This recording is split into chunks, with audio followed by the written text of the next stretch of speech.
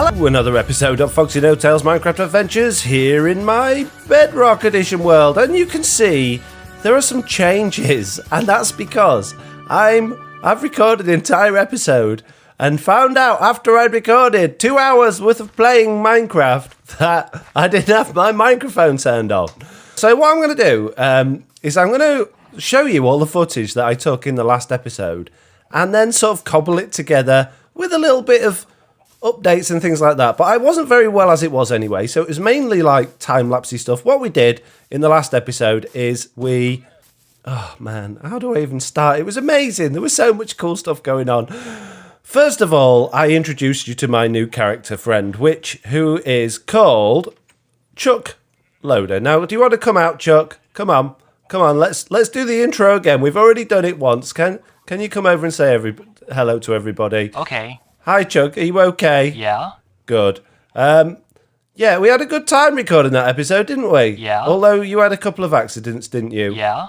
Right. Anyway, so Chuck is he's a new character here, and he's a little bit, I don't know, he's a bit poorly, really, bless him. He had a nasty accident some time ago. He was playing Minecraft and he was drinking some juice and he spilt it all over his keyboard and his mouse. And now, because of that, his W button is completely broken, and so is his left click button. So he can't break any blocks, and he can't walk forwards. He can only walk backwards and sideways, can't you, Chuck? Yeah. Right, so anyway, Chuck is here. Basically, he's going to be very helpful. He's going to help us keep the world loaded in the areas that we want things to be going on for when I'm off doing other things. So, for instance, if I've got things in my furnaces that are smelting, or if I want my grass to grow, or if I want my chicken machine to make me loads of chicken, things like that, Chuck is going to hang around and make sure the world stays loaded. So in the last episode that I recorded that didn't have any audio, we built Chuck's house, which you'll see a time-lapse of very soon. We moved the tree farm that was where Chuck's house was down to over there, which, oh no, one of my trees has fallen over. Oh well, not to worry. And we went on a bit of a surprise mining mission.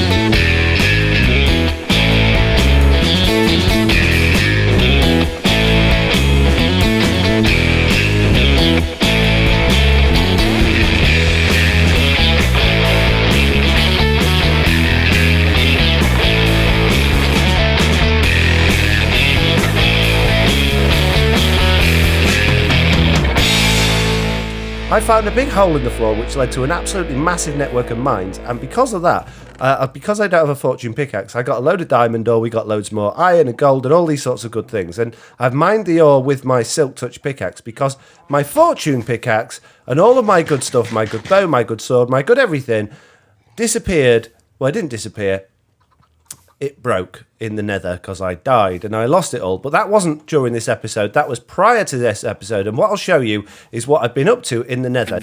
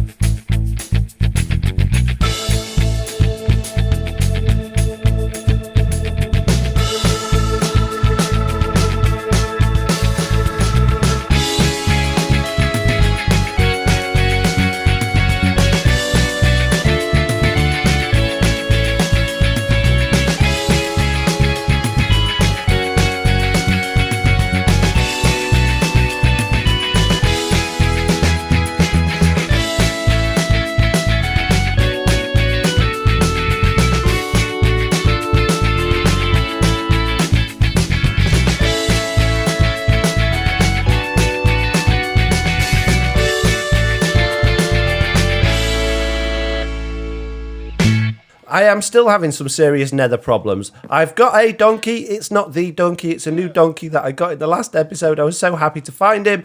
And he can slide through blocks. He could when he was a baby anyway. He slid out of this fence. We built a little box to keep him. He slid out of the box. He's a slippery donkey, that one.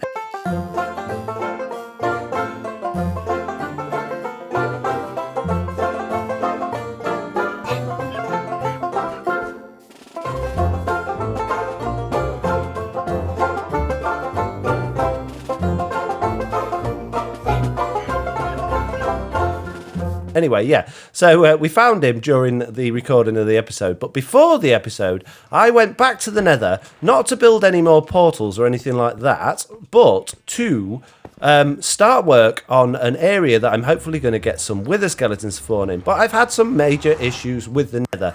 Normally, every time I go in, pigmen attack me, or a skeleton spawns and attacks me, and the pigmen get upset with him, and I've had lots of issues going back through into the overworld, with the game crashing on pressure plates, sometimes because a pigman comes through as well and attacks me, and the game just, yeah, it's not working well with the Nether at the minute. So I'm trying not to do a massive amount in here.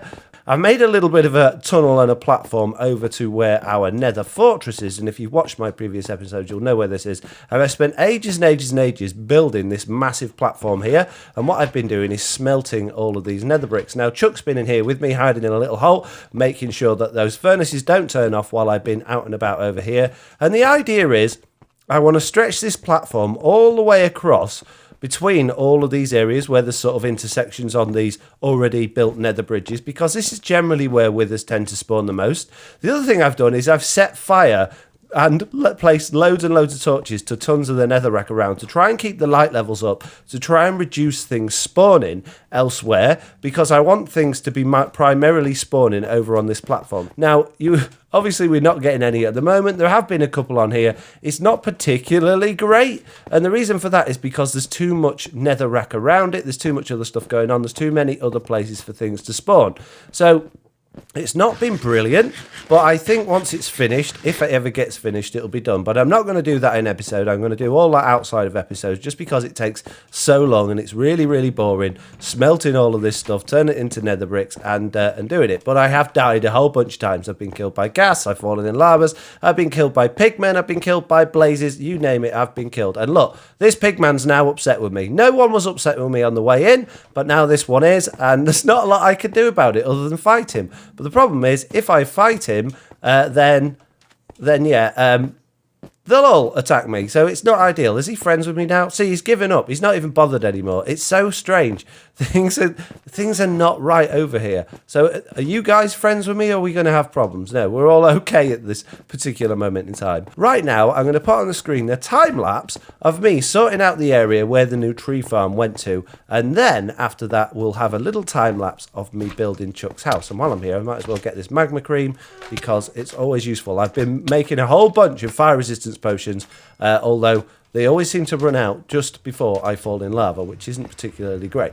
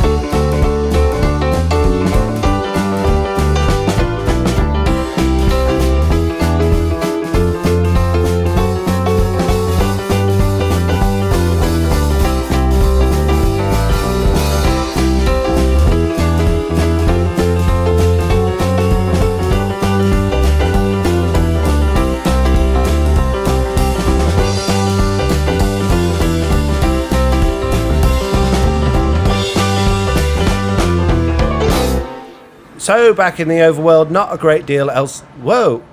Wow, that was weird. Everything was dark. Not a great deal else has changed. I've been mining outside of the episode as well, which I'll just show you quickly. So we've got our little mine area here. We also have a zombie villager down here, which we don't want. I've now finished strip mining all of the strip mines across this side of the room. I haven't done any of that side yet. I've done loads this side, and I didn't get many diamonds. I have to say, I hardly got any diamonds at all. And what I have done is I've started coming down to the next level below, which leads up with our big room down here. And there's a few mobs spawning down here, which I could expect. And I was going to just dig this whole thing out and have a massive big room in there.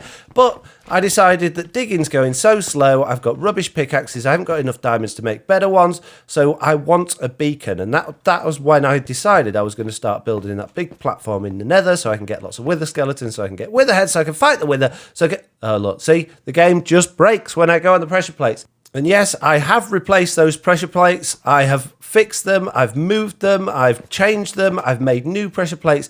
It doesn't make a difference. And what happens is when that happens, what happens is when the game crashes, I often lose a horse. Now, I don't lose a llama, I don't lose a sheep, a pig, a cow, or anything like that. It's always a tamed horse with a saddle on or something else. So this time, it wasn't one with a saddle, but I had two horses in here just a minute ago, and now I've only got one. So I've lost another horse, and I lost another horse out of there.